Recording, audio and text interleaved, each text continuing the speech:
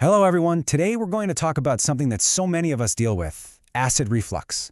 We're going to break down exactly what it is and, more importantly, how you can manage it. You know that feeling, right? You've just finished a delicious meal and then, that uncomfortable burning sensation starts creeping up into your chest. It's so common. Well, today we're going to get to the bottom of why it happens and what you can actually do about it. So let's start with the absolute basics. What even is acid reflux? I'm going to give you a really simple explanation of what's going on inside your body.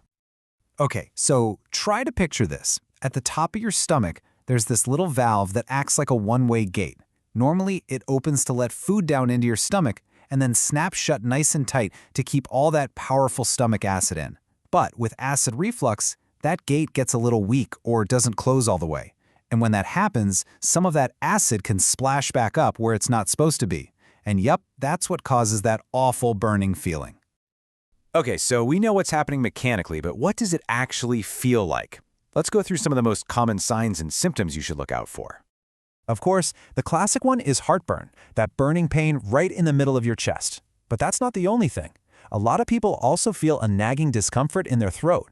Or you might notice that you feel bloated and gassy a lot of the time, or that you get indigestion after almost every meal. And here's a really big one for some people, waking up in the morning with a really unpleasant, sour taste in your mouth. This brings us to a really important question. Why does that little gate weaken in the first place? Understanding the causes is really the first big step toward managing it. For a lot of people, the triggers are really tied to our lifestyle. Things like eating huge meals, lying down too soon after you eat, or having a lot of spicy or fatty foods. All of that can put extra pressure on that valve. But you know what? The good news is that these are all things we can actually have some control over. Now, this is a really important distinction to make. Having heartburn once in a blue moon after a massive dinner is one thing, but when it starts becoming a regular part of your life, that's when you really need to pay closer attention.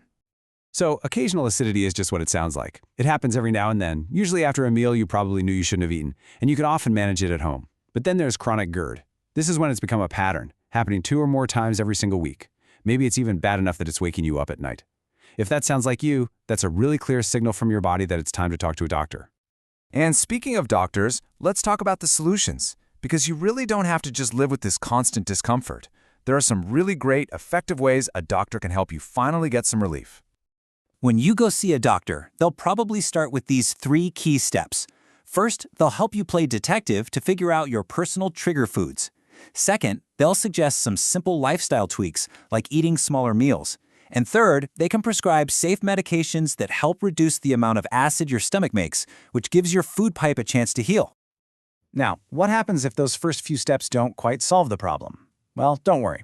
For cases that are a bit more stubborn, doctors can do a more detailed evaluation to find the real root cause. And from there, they can recommend more advanced, modern treatments that can offer long-term relief. The most important thing to take away from this is that you really shouldn't hesitate to get treatment. Modern medicine has come a long way. The approaches for managing acid reflux today are safe, they're effective, and they're really designed to make your recovery as smooth and stress-free as possible. And that brings us to what might be the single most important message of this whole explainer. What is the one action you can take that will put you on the path to recovery? Look, it's so tempting to just search your symptoms online, right? We all do it. But trying to diagnose yourself can be risky. You might get it wrong, or you might miss a different underlying issue. Getting a proper diagnosis from a qualified doctor isn't just a good idea, it's the essential first step to getting treatment that actually works and is safe for you. And if you're wondering where you can find that kind of expert care, we have a suggestion. If you're located in Bangalore, the specialist doctors at Arka Anugraha Hospital have a lot of experience with these conditions. And for everyone else, they make it super easy to get help right from your home through their online and teleconsultation services. If you'd like to read the full blog that this explainer is based on, or if you want to book a consultation, whether it's online, over the phone, or in person, all the details and links you need are waiting for you right in the description below. Hey, if you found this information helpful, would you mind giving it a like? It really helps other people find it too. And feel free to share it with any friends or family members who might be going through this. And of course, make sure to subscribe for more simple, straightforward explainers on diseases, treatments, and medical procedures. Please remember that constant discomfort is not something you just have to live with. There are clear paths to feeling better. We're wishing you a healthy and smooth recovery journey. Take good care of your health, and we will see you in the next one.